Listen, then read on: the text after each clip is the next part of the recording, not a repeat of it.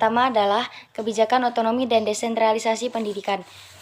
Otonomi daerah sebagai bagian dari sistem politik pemerintah Indonesia melahirkan Undang-Undang Otonomi Daerah, yaitu Undang-Undang Nomor 22 Tahun 1999 yang diganti dengan Undang-Undang Nomor 32 Tahun 2004 tentang pemerintahan daerah.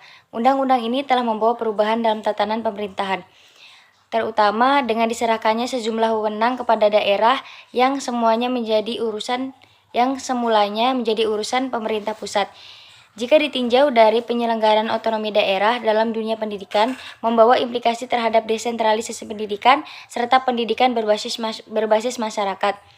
Penyelenggaraan desentralisasi pendidikan dan pendidikan bermasyarakat akan berjalan dengan baik jika isu-isu kebijakan pendidikan nasional seperti masalah mutu, pemerataan, relevansi, masalah guru, sarana dan fasilitas, kesenjangan, kurikulum, dan isu-isu lainnya dapat berhasil direkonstruksi. Ada beberapa kebijakan terkait dengan otonomi dan desentralisasi pendidikan yang harus masuk dalam prioritas pembangunan pendidikan, yaitu kebijakan mutu, kebijakan relevansi, kebijakan efisiensi, kebijakan pemerataan, dan kebijakan kurikulum.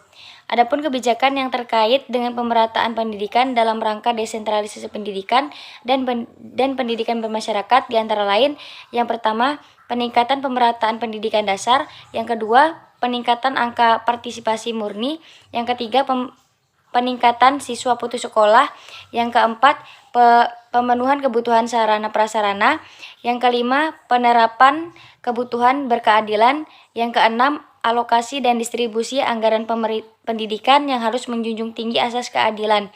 Yang terakhir adalah penyediaan dana alokasi khusus untuk memberikan bantuan pendidikan melalui jalur pendidikan alternatif bagi anak-anak yang kurang beruntung, cacat, dan lambat belajar.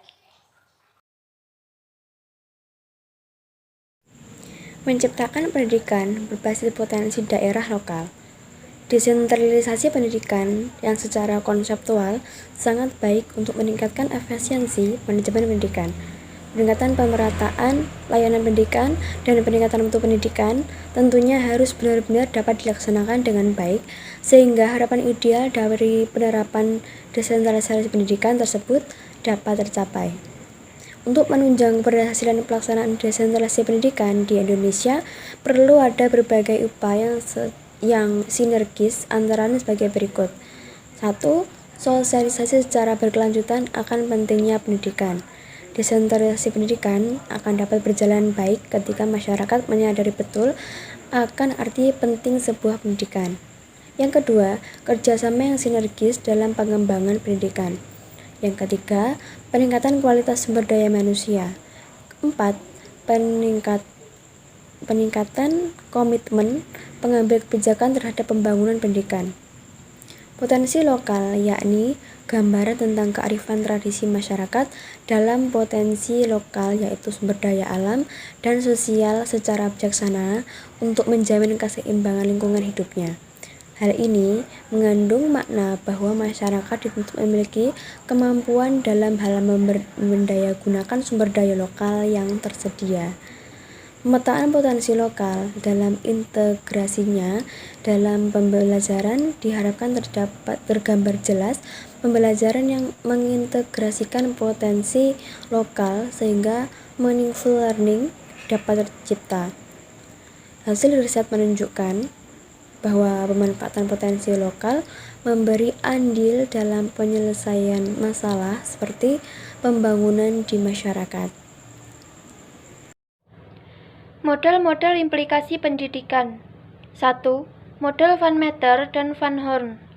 Model ini mengandaikan bahwa implementasi kebijakan berjalan secara lancar dari kebijakan publik, implementer, dan kinerja. 2. Model Mazmanian dan Sabatier.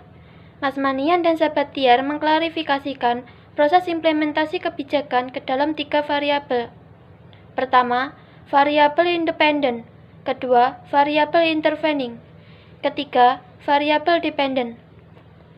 3. Model Elmore dan kawan-kawan.